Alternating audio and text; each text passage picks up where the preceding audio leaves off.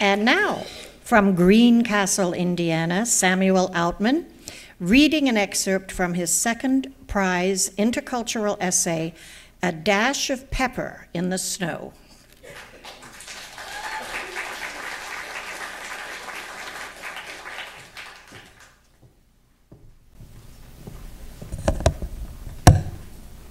I want to thank the Penn women for selecting me to win this honor. Thank you very much. And I also want to give a shout out to Rowena, Dan, Orlando, Cupcake, Jennifer, Lane, and Philip, all friends of mine who have convened here from New York, the Bay Area, Salt Lake City, and San Diego. So thank you. I used to be a newspaper reporter in another life.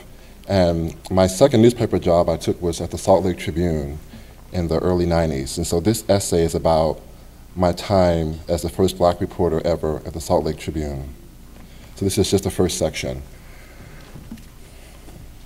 The first time I ever caught a glimpse of Salt Lake City was from an airplane window at an altitude of about 10,000 feet in October 1992.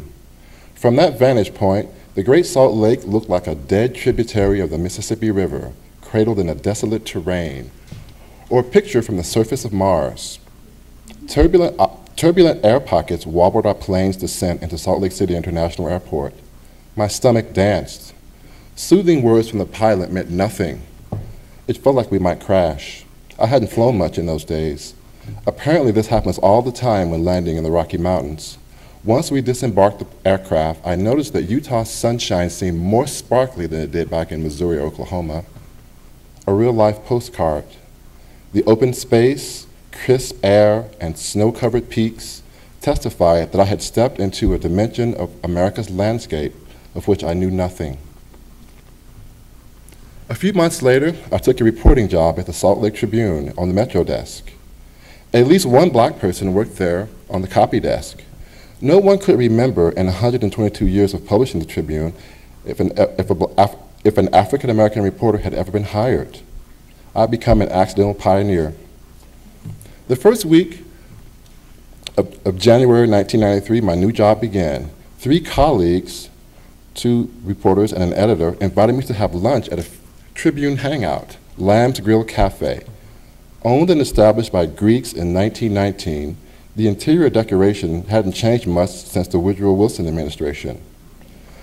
Dark wooden walls held pictures of George Washington and Abraham Lincoln. The carpet was a deep antebellum red. The tables covered with flowers and were draped with pressed white linen. We chatted, ordered our drinks and food. The room reverberated with conversations, a cacophony of voices. Lamb's was a place Utah's movers and shakers, lawyers, businessmen, and politicians lunched, mostly white men in white shirts. I was the only black person in the establishment. Val, our waitress, was a blonde with her hair held up in a pin. She couldn't have been more than in her mid to late 40s. Think Flo from the CBS show Alice, the loud-talking one who told people, "Kiss my grit." From the looks of her weathered hands, she had led a rough life. The journalists at the table were talking about local politics when Val appeared with our iced teas and sodas. Soon she arrived with an armload of food. She paused, gave me a stern look, and asked, "Sir, could you move your saucer out of the way so I can sit your clam chowder down?" "Yes, ma'am," I said, nodding. "Thank you, sir," she snapped. "That's mighty white of you."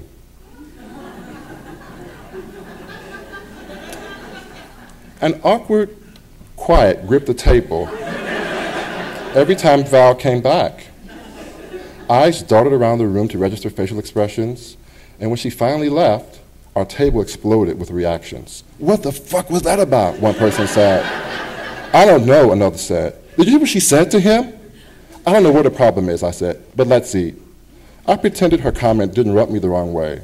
It had. Maybe it was just an innocent comment. Each time she came back to check on us, a funny feeling hovered. As we left the restaurant and walked back to the newspaper building, my colleagues expressed bewilderment. Back in a small town in southeast Missouri, I had overheard my roommate's father call me the N-word from another room. I was fluent in a number of racial remarks, but mighty white was not among them. Apparently, Eddie Murphy made this line popular on Saturday Night Live. I didn't know what Val meant that day. I knew it didn't feel good. The remark initiated me into a 3.5-year period of such uncomfortable moments. They came from the lips of other waitresses, overly friendly or watchful store clerks whose eyes followed my every move around department and convenience stores. In Utah, people gazed at me relentlessly. At 6'4", I didn't know if they were staring at me because I was black, tall, or both.